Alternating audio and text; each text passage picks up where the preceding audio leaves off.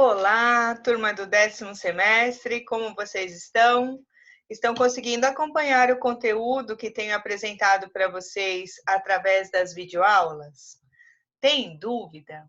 Manda a pergunta no nosso comentário do Kitutor, ou se não, manda a pergunta no WhatsApp. Assim eu sei que vocês estão acompanhando as aulas e estão entendendo o conteúdo. Quando vocês ficam quietinhos, e já que faz um tempão que a gente não se vê, eu não consigo ter certeza se vocês estão entendendo o que é que eu quero passar para vocês.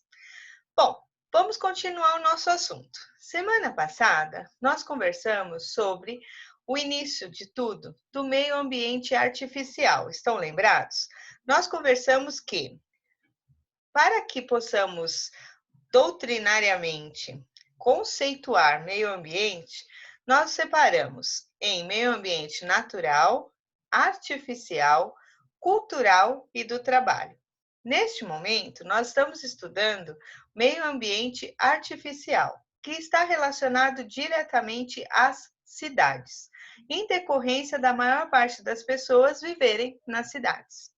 Na nossa última aula, nós conversamos sobre essa conceituação desse meio ambiente artificial, que está relacionada aos espaços urbanos fechados e aos equipamentos públicos. Conversamos sobre essa questão da importância da cidade e quais são as características dessa cidade. Então, continuando neste assunto, nós vamos continuar falando hoje em relação ao meio ambiente artificial e vamos estar conversando tanto em relação aos dispositivos da Constituição Federal, quanto aos dispositivos do próprio Estatuto da Cidade. Então, tenha à mão papel, caneta e a sua Constituição Federal, que pode estar no seu vademecum, e a sua lei, o Estatuto da Cidade. Vocês sabem que eu não sou muito boa de número, né? Vou pegar minha colinha aqui. Lei 10.257 de 2001. 10.257 de 2001. Para os meus alunos da FIG Unimesp, vocês têm a apostila de legislação, ela está lá nessa apostilinha. Então, vocês vão acompanhar através da minha fala, vão fazer as anotações e depois vão revisar os artigos que nós vamos conversar. Não tem jeito, vamos ter que conversar sobre os dispositivos legais, porque eles são a base de tudo, para que a gente possa, de fato, entender por que as competências são como são e como a municipalidade age em decorrência da Constituição Federal e do próprio Estatuto da Cidade, que é uma legislação específica. Então, vamos lá. Quando se fala em competência em relação à política urbana, nós estamos falando do quê? Que para se definir este meio ambiente artificial, eu preciso não só da órbita municipal, como eu preciso da órbita nacional. Então, quando se fala de uma diretriz geral, estamos falando do que se estabelece a Constituição Federal. Então, vejam só, lá no artigo 21 da Constituição Federal, nós temos compete à União, lá no caput. No inciso 20, vai estar escrito: instruir diretrizes para o desenvolvimento urbano, inclusive habitação, saneamento básico e transportes urbanos. Isso quer dizer que compete à União que ele estabeleça diretrizes básicas para o quê? Para instruir um desenvolvimento urbano. Este desenvolvimento urbano, ele vai ser necessário para a habitação, o saneamento básico, o transporte urbano e um monte de outras coisas que nós vamos conversar no decorrer das próximas aulas. Quando se dá essa competência para a União, ela vai fixar diretrizes gerais. E aí vai caber aos estados e depois aos municípios estar fixando diretrizes mais específicas, para que então se possam ser aplicadas, em especial no município, que como nós conversamos na nossa última aula, é onde estão os habitantes. E o habitante de um determinado município é aquele que mora, reside, passa por lá, trabalha, ele está naquela área territorial, então ele também tem direito a esse meio ambiente equilibrado. Quando se sai do nível da União, vem então para a parte do município, porque ela vai estar próxima às necessidades dos seus habitantes. É o município que vai cuidar, estabelecer as diretrizes, já não mais gerais, e sim específicas, de acordo com a necessidade da população daquela localidade, daquele município, porque aí vai ter muitas coisas envolvidas. A área territorial, o espaço urbano ocupado naquele município. Se aquele município é misto, tem área urbana, tem área rural. A questão do transporte, do acesso, a questão da habitação, do saneamento e da indústria e do comércio, e assim vai. E aí nós saímos do artigo 21 da Constituição, que diz compete à União, e vamos para o artigo 30 da Constituição, que o caput diz compete ao município. Quando se diz compete ao município, lá no inciso 1º está legislar sobre assuntos de interesse local. Opa, cidade, totalmente interesse local. Inciso 2. Suplementar a legislação federal e a estadual no que couber. Certo. A federal diz que eu tenho que criar diretrizes gerais para o desenvolvimento urbano. O Estado vai dar subsídio para o desenvolvimento urbano do Estado e o município precisa da mesma coisa. Aí pulamos do inciso 2 para o inciso 5.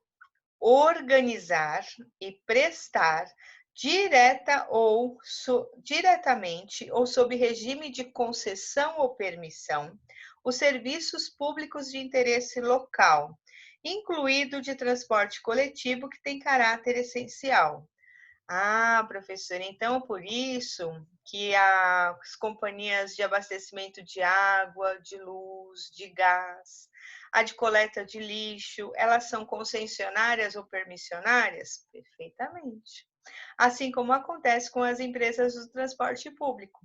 Porque o município tem a obrigação de ofertar esses serviços públicos considerados essenciais: água, esgoto, luz, gás, coleta de lixo, transporte público. E muitas vezes ele, município, não consegue sozinho, então ele precisa de parcerias. E essas parcerias são realizadas através das concessões e das permissões. Por quê? É o município que vai cuidar disso, porque é o município que conhece o interesse público local. É o município que conhece as necessidades dos bairros que estão dentro da sua localidade, dentro do seu perímetro do município. E aí, passando do inciso 5º do artigo 30, vamos para o inciso 8º, aonde estabelece: compete ao município, no inciso 8º, promover no que couber adequado ordenamento territorial, mediante planejamento e controle do uso, do parcelamento e da ocupação do solo urbano. Puxa, que responsabilidade grande que o município recebeu aqui, vocês não acham? Olha aqui, ó. Cabe ao município fazer o ordenamento territorial. Tá. O ordenamento territorial, nós sabemos, porque já conversamos, que existe a Lei de Zoneamento Ambiental. Ela vai determinar as zonas, as áreas de construção, zona residencial, zona mista, zona industrial e assim vai. Então, de certa forma, a Lei de Zoneamento Ambiental, ela vai gerar uma ordenação territorial. Mas é a municipalidade que tem a obrigação de gerar este planejamento e este controle do quê? Da forma de parcelar e de ocupar esse solo urbano. Por isso que quando um bairro nasce de maneira irregular, quando ele não tem a estrutura adequada para se desenvolver, expandir, crescer, começam a surgir os problemas, a falta de saneamento básico, a falta de serviços públicos irregulares, a dificuldade do transporte oficial, coletivo, e aí chega-se os clandestinos. Então, o município tem muita responsabilidade, tanto só no desenvolvimento dessa cidade, desde quando ela começa, enquanto ela expande. Porque muitas cidades começam pequenininhas, com 1.000, 2.000, 3.000, 5.000 habitantes. E elas vão se expandindo, expandindo, expandindo, até algumas pequenas cidades do interior, 25, 30, 40 mil habitantes. Aí sim vão se tornando, muitas delas às vezes, capitais, e assim vai, porque tudo começa muito pequeno, até se desenvolver e crescer. Nós mesmos, eu sou aqui da cidade de Guarulhos, que é uma das maiores cidades próximas à capital São Paulo. Nós temos uma cidade enorme, uma área territorial bastante extensa, bairros também irregulares, ocupações irregulares. Este parcelamento de solo que foi feito de qualquer forma, aonde os imóveis foram vendidos até de maneira irregular, mas casas, prédios, salões, galpões foram construídos e depois, quando a municipalidade se deu conta, já não dava mais para mandar demolir, para mandar esse povo embora, para colocá-los em outros locais, e aí teve que se adequar esses bairros à possibilidade daquela ocupação que já existia. Então, vai caber ao município cuidar deste parcelamento e dessa ocupação desse solo urbano. Por que o município, professora? Porque ele está próximo dos munícipes, ele está próximo dos habitantes, ele tem a noção exata da área territorial que ocupa o seu município, das necessidades, dos recursos naturais, da possibilidade de ocupação e parcelamento desse solo. É este município que vai cuidar de trazer a indústria, o comércio, a residência, para que possa gerar renda e ele possa sobreviver. Então, aqui, na verdade, quando nós falamos dessas diretrizes trazidas pela Constituição Federal, elas são a base de tudo, porque é imprescindível você falar em saúde pública e meio ambiente. Porque é na cidade que nós moramos, é na cidade que nós nos desenvolvemos, é na cidade que nós trabalhamos, e é aí que geramos renda. Força capitalista, eu vendo minha força de trabalho, ganho meu dinheiro e gasto esse dinheiro. Essa roda tem que girar. Então, vejam só, a questão aqui, ela é delicada, cada municipalidade vai tratar isso de uma forma, mas ela é uma questão eficiente. Não poderia a União cuidar de todos os municípios. Também não poderia o Estado cuidar de todos os seus municípios, além da capital. Então, cabe a cada município administrar o seu desenvolvimento. E isso torna com que cada prefeito e as suas secretarias tenham que se tornar cada vez mais eficientes, para que, de fato, consigam executar o que está como diretriz geral no município, aqui do artigo 30 da Constituição, de fato, promover este ordenamento territorial, fazendo um planejamento e um controle do uso desse solo, cuidando da forma de parcelar e da forma de ocupar este solo. Porque muitas vezes feitos de forma irregular vão trazer desastres que não vão ser sanados com muita facilidade. Isso é bastante complicado. Por isso que quando as pessoas vão falar das obrigações dos municípios, elas têm que de fato saber por que é que era o município que teria que ter feito isso e não o Estado? Que recurso que o município teria que estar usando e não está? Por que que as falhas estão acontecendo? Aonde está o gestor público municipal que não está vendo? Será que a coletividade não tem responsabilidade nisso? Porque é muito interessante. Toda determinação constitucional, ela fala no sentido de que deve, compete, palavras de ordem. Quando nós estudamos o caput do artigo 225 da Constituição, que eu falei para vocês que é o coração do meio ambiente, diz lá que compete ao poder público e à coletividade defender e preservar este meio ambiente equilibrado para as presentes e futuras gerações. Então, se o município não está conseguindo cumprir com a sua obrigação de criar este ordenamento adequado que está requerendo a Constituição Federal, este ordenamento de ocupação e parcelamento territorial, será que a coletividade pode se manifestar? Será que ela pode se reunir através de uma associação de bairro para poder estar reivindicando este mau parcelamento, este falta de planejamento ou falta de controle dessa ocupação do solo urbano? Sim. Sim, sim e sim. É por isso que cada vez mais estamos vendo tomar força, né?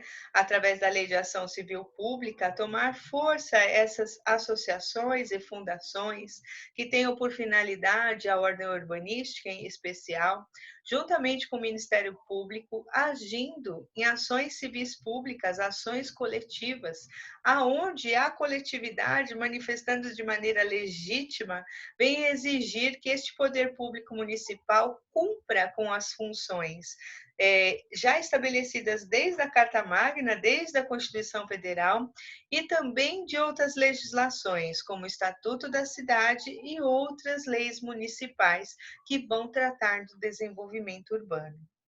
Por isso, nós vamos começar a estudar agora um pouco mais diretamente o Estatuto da Cidade. Como eu disse a vocês na nossa última aula, a partir de 2001, quando nasce o Estatuto da Cidade, não dá mais para falar em propriedade urbana, pensando só na conceituação do direito civil.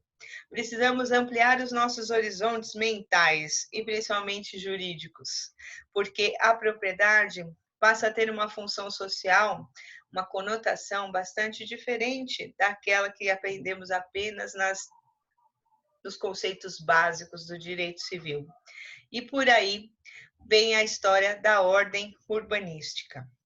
Eu comentei com vocês que existem vários mestrados e doutorados especificamente em direito ambiental e mais especificamente em relação à ordem urbanística. Por quê?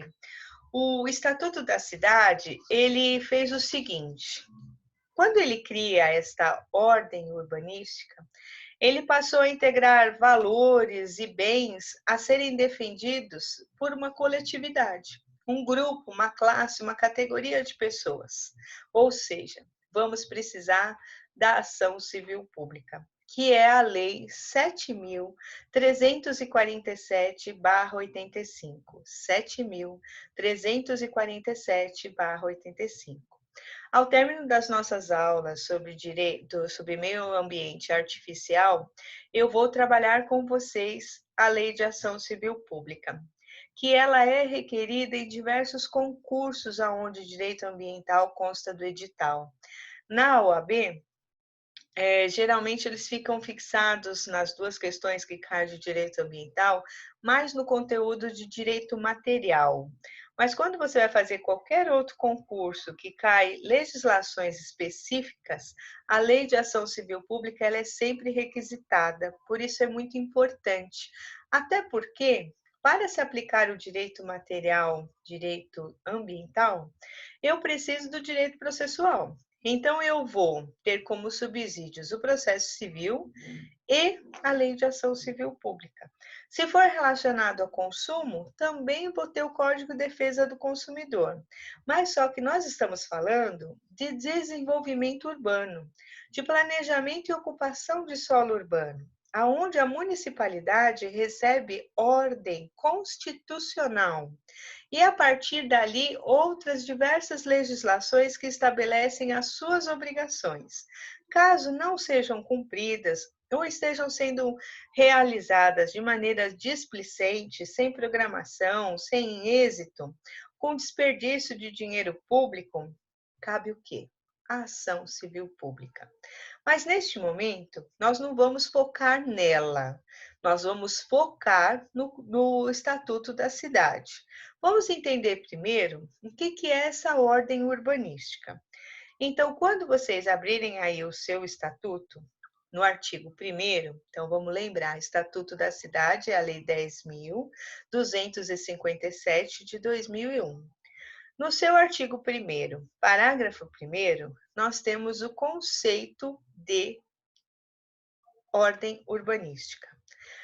Ordem urbanística vamos ler aqui na lei, é o conjunto de normas de ordem pública e de interesse social que regulam o uso de propriedade urbana em prol do bem coletivo, da segurança, do equilíbrio ambiental e do bem-estar dos cidadãos. Ai, professora, perdão. Tá meio confuso esse conceito aí, não tá muito fácil de ser compreendido. Então, presta atenção. Ordem urbanística é um conjunto de normas, ok? Tenho regra constitucional e tenho regras específicas. Aonde nessas normas vão se estabelecer a ordem pública com base no interesse social. E esse interesse social, ele vai regular o uso da propriedade urbana em prol do bem coletivo. Então, é o uso da propriedade não só ao bel prazer do particular, que é o dono da propriedade, mas também o uso da propriedade em prol do bem coletivo, da segurança, do equilíbrio ambiental e o bem-estar dos cidadãos. Por isso que a partir do Estatuto da Cidade, não dá mais para você construir o que você quiser no seu terreno, da forma que você quiser, fazendo aproveitamento aéreo de subsolo do jeito que você quiser. Existe um planejamento territorial, existe a lei de zoneamento ambiental, que ela vai estar responsabilizada, ela vai dar responsabilidade aos proprietários de utilizar esta propriedade, trazendo esse cunho de bem coletivo, de segurança, de equilíbrio ambiental e de bem-estar dos cidadãos. Vamos caminhar mais um pouquinho. Quando eu falei de grupos sociais, como por exemplo uma associação de bairro e o Ministério Público, eu estou dizendo mais especificamente o caso de o Ministério Público se socorrer de medidas cautelares para instaurar e restaurar a ordem urbanística. Porque pode estar uma bagunça, então eu vou instaurar a ordem. Pode ser que eu já tive a ordem urbanística já lá em ordem, com essa ordem pública, interesse social bacana, legal, acontecendo bem, e por alguma razão desandou. Então, eu vou restaurar esta ordem urbanística. E nesse ponto, nós temos a situação trazida pelo artigo 54 do nosso Estatuto da Cidade, que vai também trazer uma redação nova à Lei de Ação Civil Pública, que nós vamos trabalhar logo depois que nós acabarmos este tema. E tem sido bastante interessante as discussões nos tribunais, porque os juízes se tornaram necessários, né, de uma maneira até pedagógica, entender essa existência dessa coletividade, assim como dos interesses particulares, do interesse dos habitantes. E aí, cada ano que se passa, mais ações são impetradas neste sentido, buscando soluções, buscando ou instaurar ou restaurar esta ordem urbanística, justamente para que esse município consiga cumprir com a sua função junto aos seus habitantes. E é bacana porque o Estatuto da Cidade, quando ele institui esta ordem urbanística, esse conjunto de normas para a ordem pública, interesse social, ele vai trazer alguns mecanismos, alguns instrumentos. E um dos instrumentos que nós vamos conversar hoje é o Plano Diretor. Instrumento de desenvolvimento da política urbana. O que é o plano diretor? Escuta, é o conjunto de normas obrigatórias. Plano diretor é o conjunto de normas obrigatórias, elaborado por lei municipal específica, integrando o processo de planejamento municipal. De novo, estão anotando? Então, plano diretor é um conjunto de normas obrigatórias, elaboradas por lei municipal, específicas, integrando o processo de planejamento municipal, que regula as atividades e os empreendimentos, que regula as atividades e os empreendimentos do próprio poder público. Atividades e empreendimentos do próprio poder público municipal. E das pessoas físicas e jurídicas de direito público ou direito privado a serem levadas a efeito no território municipal. Então, pessoas do próprio poder público municipal, pessoas físicas e jurídicas de direito público ou privado a serem levadas a efeito no território municipal. Por que, professor, estamos falando do plano diretor? Porque lá na Constituição, no artigo 182, ela vai falar que existe a obrigatoriedade de criação de regras de desenvolvimento urbano. E aí, no parágrafo 1º do 182 e o parágrafo 2º, ambos, o artigo 182 da Constituição, ele diz assim, artigo 182, parágrafo 1º.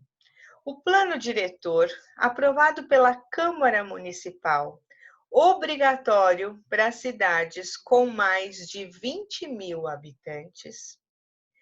Olha que legal aqui, estabelece ocupação, né? Para cidades com mais de 20.000 habitantes, é o instrumento básico da política de desenvolvimento e expansão urbana. O Estatuto da Cidade vai falar especificamente, e nós vamos conversar já já, em relação a este plano diretor. Então, um plano diretor, a própria palavra fala, o município tem um plano para seguir. Este plano vai chamar plano diretor. Ele é obrigatório se nesse município tiver mais de 20.000 habitantes. Então, quer dizer que é um município relativamente grande, uma área territorial e em ocupação urbana, e esse município precisa criar um plano de direção, um plano para que ele consiga fazer o que está determinado lá no artigo 30, no inciso 8º, que é esse planejamento e controle, parcelamento e ocupação desse solo. O plano diretor também vai cuidar disso, não é só disso, mas vai ocupar disso. O artigo 182 também, no parágrafo 2º, diz assim, a propriedade urbana cumpre sua função social quando atende às exigências fundamentais de ordenação da cidade expressas no plano diretor. Então a cidade só pode crescer e se desenvolver de acordo com as regras do plano diretor? Sim, mais as regras de zoneamento ambiental, mais as regras das demais leis municipais que vão falar da ocupação do solo urbano. Então, a Constituição, como nós sabemos, ela vem com uma diretriz geral e vamos trazer para dentro de outras legislações as diretrizes específicas. Então, quando nasce o Estatuto da Cidade, ele vai englobar a obrigatoriedade desse plano diretor a toda a territorialidade deste município. Então, quantos metros quadrados tem este município? Toda essa área territorial vai ter que ter um planejamento de ocupação, parcelamento do solo, que vai estar definido dentro do plano diretor. E este plano diretor, ele trabalha com alguns conteúdo mínimo, vamos chamar assim. Abre aí na sua apostila ou na sua legislação o Estatuto da Cidade e vamos dar uma lidinha no artigo 42, que vai falar diretamente do plano diretor. Estatuto da Cidade, artigo 42, o caput diz: o plano diretor deverá conter no mínimo. Então é como nós conversamos, tem algum conteúdo no mínimo deve ter. 1. Delimitação de áreas urbanas, onde poderá ser aplicado parcelamento, edificações ou utilizações compulsórias, considerada a existência de infraestrutura e demanda para a utilização de forma do artigo 5º desta lei. Puxa vida, então, professora, é o município que cuida de como a cidade se desenvolve, é um município que vai, de fato, trazer como eu posso dizer, ordens específicas para que haja, de fato, delimitação urbana, tudo bem. A área territorial, tranquilo, assim delimitado. Mas todo município é área urbana? Vocês sabem que não. Uma boa parte dos municípios é mista. Né? Tem uma boa parte, aí fora as capitais, que já não tem mais a área rural, fica mais para cidades do interior, mas uma boa parte dos municípios tem área urbana e área rural. Aqui no plano diretor está falando sobre a limitação dessa área urbana. E dentro dessa área urbana eu vou ter que decidir, eu, município, como eu vou parcelar esse solo, de que maneira serão feitos os loteamentos, qual é o tamanho dos terrenos, qual é o tamanho mínimo para desdobro de terreno, tamanho padrão, aí dali para mais. Como é que eu parcelo esse solo permitindo edificações? Que tipo de edificações? Só residências térreas, residências de 2 andares, 3 andares e prédios, edifícios. Quantos andares eu posso permitir para a construção de cada edifício? Vai depender de área territorial, vai depender de outras circunstâncias. Por exemplo, nós aqui de Guarulhos temos o Aeroporto Internacional de Guarulhos.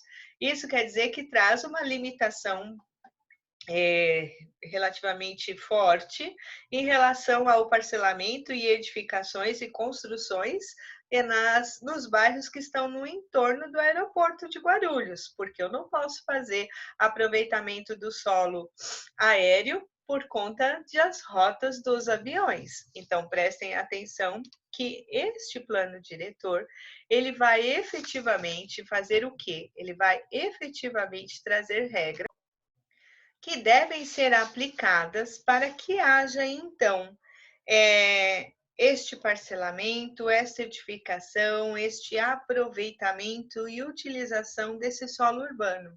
Precisa de infraestrutura. Não dá para se criar um bairro, pega uma área aí, sai loteando clandestinamente, vendendo os pedaços de chão com um contratinho de gaveta, que ali vai nascer um bairro e está tudo certo, e a municipalidade não tem nada com isso. Não funciona assim. Nunca funcionou e jamais vai funcionar. Ah, mas aqui na minha cidade você pode estar estudando essa aula e não ser aqui de São Paulo. Você pode estar escutando essa aula e não ser aqui de São Paulo e falar, mas na minha cidade assim acontece. Então, eu digo que na sua cidade a coletividade está com a mão leve. Está precisando essa coletividade se reunir, se unir, se legitimar para exigir do poder público municipal que, de fato, ele cumpra com o que está estabelecido na Constituição, com o que está estabelecido no Estatuto da Cidade, que é uma lei federal, ela vai caber em qualquer lugar dentro do Brasil, para que faça com que este município venha a cumprir com as suas obrigações. Quando nós falamos desta propriedade urbana e a cidade, eu estou sempre falando para vocês sobre essas funções sociais da propriedade. É porque quando a Constituição estabelece regras para esta política urbana, ela vai trazer diretrizes gerais. E algumas delas eu gostaria que vocês anotassem para que nós pudéssemos continuar desenvolvendo essas regras na nossa próxima aula. Então, anotem aí. Diretrizes gerais principais. O que eu estou falando? Estou falando da propriedade urbana e da cidade, que a cidade tem uma função social, que essas propriedades que compõem a cidade têm função social, e que, então, esta política urbana, desenvolvimento do solo urbano, ela tem diretrizes gerais, e você vai anotar as principais. Vamos lá. A número 1, garantir o direito ao saneamento ambiental. Puxa, professora, saneamento ambiental. Saneamento público e saneamento ambiental são semelhantes? Sim, são semelhantes. Ai, meu Deus do céu, mas tem um monte de bairro que eu conheço, professora, que não tem nem asfalto, as calçadas não têm sarjeta, a maior parte da energia elétrica é gato, tem um poste aqui, outro ali, o resto puxa tudo furtando energia. Será que isso está certo? Mas para o desenvolvimento da política urbana, o município tem que cuidar, ele tem que dar possibilidades de todo cidadão, todo habitante, todo munícipe ter direito ao saneamento ambiental. Segunda função, aliás, segunda diretriz: realizar o planejamento e desenvolvimento. Realizar o planejamento e o desenvolvimento das cidades. Através da distribuição espacial da população, através da distribuição espacial da população, das atividades econômicas do município, de modo... Então, vamos voltar. Distribuição espacial da população e das atividades econômicas do município, de modo a evitar e corrigir, as distorções do crescimento urbano. Evitar e corrigir as distorções do crescimento urbano. E seus efeitos negativos sobre o meio ambiente. E seus efeitos negativos sobre o meio ambiente. Certo. A cidade tem que ter um planejamento, ela tem que verificar aonde que a população vai ser distribuída, aqui está chamando de distribuição espacial da população. O município também tem que ver onde vão ser desenvolvidas as atividades econômicas do comércio e da indústria. Entendi. Porque se ele não cuidar disso, eu vou ter muitas distorções, eu vou ter muitas irregularidades em relação ao crescimento urbano. E isso vai afetar a falta do saneamento ambiental, isso vai afetar a saúde, né? A saúde, a incolumidade física e psíquica dos habitantes dessa cidade. Então, essa foi a diretriz geral número 2. Do quê? Da política urbana, do desenvolvimento urbano. Ótimo. Terceira diretriz: ordenar-se e controlar-se o uso do solo urbano, de forma a evitar a poluição e a degradação ambiental. De forma a evitar a poluição e a degradação ambiental. Ai, caramba, professora, agora deu, hein? Além de eu ter que cuidar de distribuir espacialmente a população, determinar aonde as atividades econômicas podem acontecer para evitar um crescimento urbano desordenado e efeitos negativos ao meio ambiente, esse município ainda tem que dar ordem e controle de onde o solo pode ser usado e de que forma, porque ainda tem que controlar os níveis toleráveis de poluição e minimizar, diminuir a degradação ambiental. É isso? É isso. Então, as tarefas do município são muitas, principalmente quando se fala de política urbana. Mais uma, quarta diretriz geral. Estamos ditando só as principais para a gente conversar. Adotarem padrões de produção e consumo de bens. Padrões de produção e consumo de bens e serviços compatíveis com os limites de sustentabilidade. Então, produção e consumo de bens e serviços compatíveis com os limites de sustentabilidade ambiental do município. Precisa gerar dinheiro.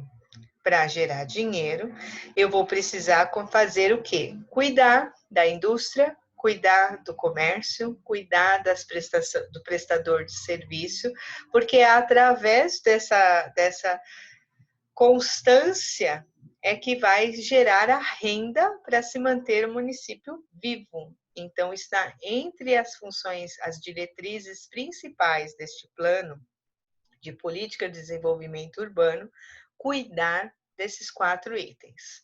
Mais um e último por hoje.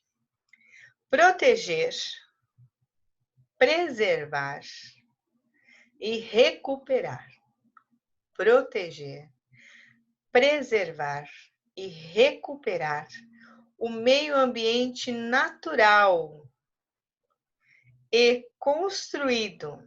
O meio ambiente natural e construído, entre parênteses, artificial, certo? Meio ambiente natural e construído, entre parênteses, artificial. E o patrimônio cultural, histórico, artístico, paisagístico e arqueológico. De novo? Então, meio ambiente natural e construído, entre parênteses, artificial, e o patrimônio cultural, histórico, turístico, artístico, paisagístico e arqueológico. Nós sabemos que muitos municípios vivem do turismo. E estes municípios, eles sofrem com as épocas de altas temporadas, porque aqueles habitantes daquela localidade têm uma vida de um modo quando não é temporada, feriado, férias, e tem uma vida de outro modo quando o turismo está ativo. Tem algumas cidades que são sazonais, são épocas de férias e feriados. Outras, como algumas do Norte e Nordeste, que o turismo é constante, de janeiro a dezembro, sem parar. E as pessoas que vivem naquela localidade, elas têm que se habituar com esse vai e vem de gente de fora, porque essas pessoas que vêm na qualidade de turistas, enquanto elas estiverem naquele espaço territorial municipal, elas são habitantes e o município tem a obrigação de cuidar de todo este patrimônio que está lá pelos seus habitantes naturais e pelos seus turistas. Justamente por isso que vai se criar um planejamento. Onde eu posso construir? De que maneira eu posso construir? Aonde eu posso morar? Aonde eu posso ter meu comércio? Aonde eu posso ter a minha indústria? De que maneira eu ocupo esse solo? Eu posso usar só a superfície? Será que eu posso usar quanto de subsolo? Quanto eu posso usar dessa propriedade no espaço aéreo? Será que tem regra? Eu posso fazer uma indústria num bairro misto, que é a zona residencial e comercial? Ou a indústria teria uma área adequada dentro de determinado município para que ela possa se desenvolver? Certo.